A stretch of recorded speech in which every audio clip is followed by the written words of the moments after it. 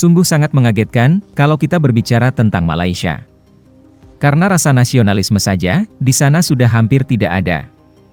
Contohnya, untuk mendukung timnas kesayangannya saja, di Malaysia itu sangat sulit, dan berkelompok, alias tidak bersatu. Karena hanya kaum Melayu saja, di Malaysia yang mendukung timnas di negara tersebut. Sedangkan dari kaum India dan Cina, mereka semua kelihatannya acuh-acuh saja, dan tidak memperdulikannya. Sungguh sangat mengerikan, rasa nasionalisme di sana, seolah-olah sudah lenyap bagaikan debu ditiup angin. Soal bahasa juga di sana sudah menuruti kehendak masing-masing, atau tergantung kaumnya. Mereka belum bisa mempersatukan bahasa Melayu, sebagai bahasa persatuan negara. Sepertinya kaum Cina, dan India di Malaysia, tetap menggunakan bahasa leluhurnya, tidak mau menggunakan bahasa Melayu. Sungguh aneh dan lucu, rasa nasionalisme di Malaysia. Dalam kehidupan sosialnya saja, di Malaysia masih terbata-bata, dan seperti ada jurang pemisah. Contohnya, untuk mendukung timnas kesayangannya saja, harus ada ajakan dan suruhan, untuk datang mendukung dan menonton ke stadion-stadion, di mana timnas Malaysia itu bertanding. Jadi kehidupan di sana, sudah terpisah-pisah dan berkelompok, alias tidak bersatu.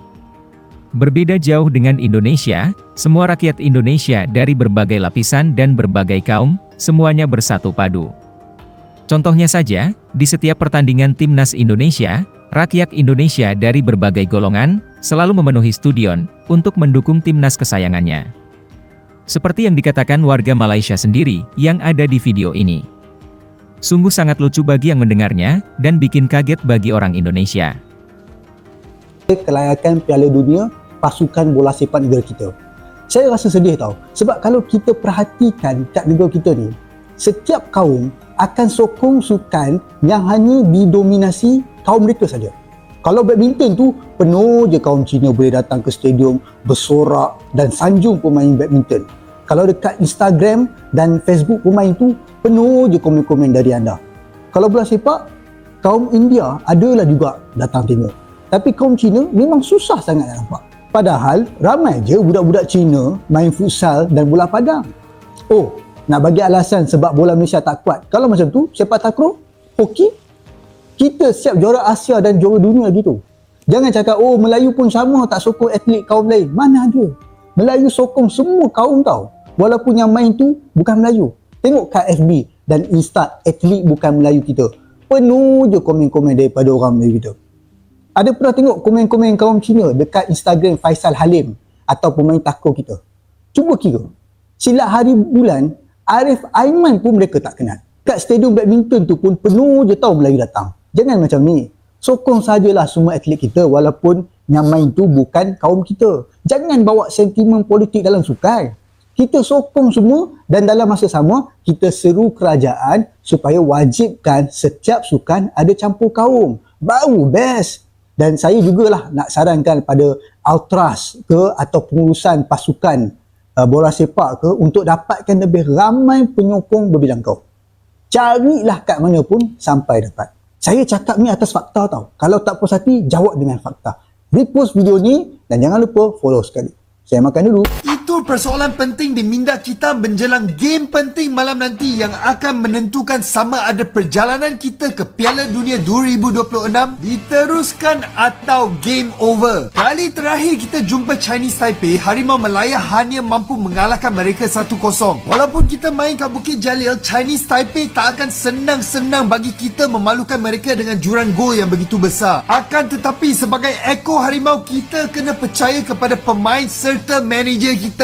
Kita kena serang daripada minit pertama dan setiap player kena main dengan terbaik. Ini juga termasuk defense kerana kita tak boleh bolos gol. Daripada game hari itu, Abang akan buat 3 pertukaran. Brandon Gunn dan Samir Kuti menggantikan Wilkins dan Noah Lane kat midfield. Untuk defense pula, kita guna centre back pairing yang paling solid iaitu Dominic Tan dan Syarul. Game ini memang akan intense gila dan kalau perlu Kim Panggon kena buat pertukaran dengan lebih awal. Kita tak payah kisah pasal game Oman menentang Kyrgyzstan. Fokus saja kepada game sendiri malam nanti. Harimau Malaya dan ekor Harimau, kita bersedia untuk berperang. Lawan tetap lawan. Kalau nak layak ke pusingan ketiga Piala Dunia dan secara merit ke Piala Asia, Malaysia mesti menang 8-0 malam ni.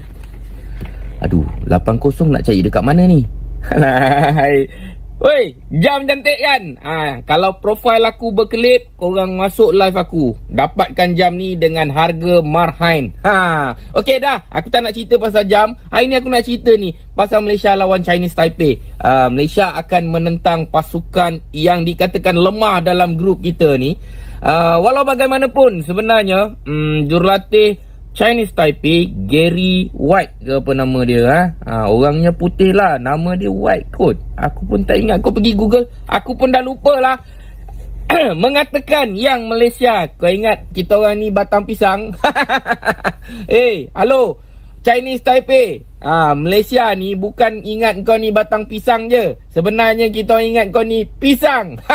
Buka kulit tu, telan je, tak payah kunyah. Lain macam semangat ni. Okey, sebenarnya kalau dikira daripada segi performance, peluang Malaysia untuk menjadikan kemenangan 8-0 tu menjadi realiti agak berat lah, agak perit. Ini sangkaan aku. Okey, walaupun ada yang kata kalau nak dapat 8-0 ni lawan Papua New Guinea boleh lah. Lawan Brunei pun belum tentu dapat 8-0. Lawan Timor Leste pun belum tentu. Ini kan pula Chinese Taipei. Betul lah tu kan. Tapi kita ni kalau nak buat sesuatu, nampak jam macam mana? Kalau nak dapatkan sesuatu, kenalah ada angan-angan, kenalah ada impian. Yang kau orang impian pun kau nak pakuk juga. Engkau ni dah kenapa? Come on lah. Okay, kepada mereka yang berada di Lembah Kelang, kepada mereka yang berada di sekitar Bukit Jalil, kau singgahlah stadium. Tolong kita sokong pasukan negara. InsyaAllah ada harapan lagi. Nampak? Tag pun tak buka lagi.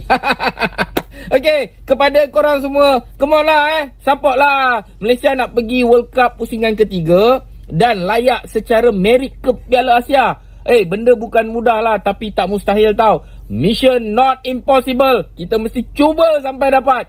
Okay, walaupun pemain-pemain yang ada di dalam tangan Kim Panggun ni tak cukup kuat macam mana kita ada dulu, tapi aku yakin dengan semangat Harimau Melaya tu, aku rasa boleh lah kot. Baru-baru ni dia dah panggil Sergio Aguero, kan mesti boleh punya. Sergio Aguero yang Malaysia tau, bukan yang Argentina.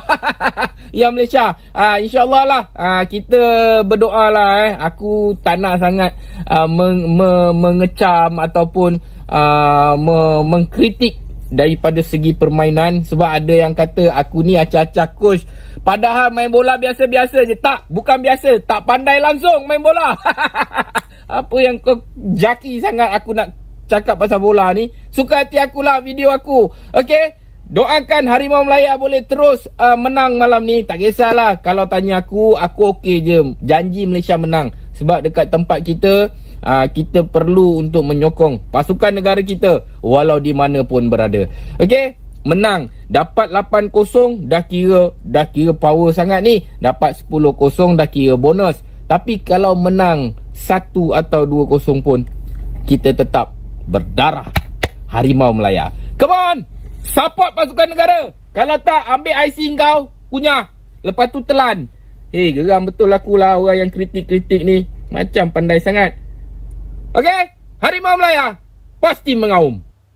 Nah, itulah tadi beberapa cuplikan video tentang orang-orang Malaysia yang mengungkapkan rasa nasionalisme di negaranya yang jauh berbeda dengan yang ada di negara-negara lain.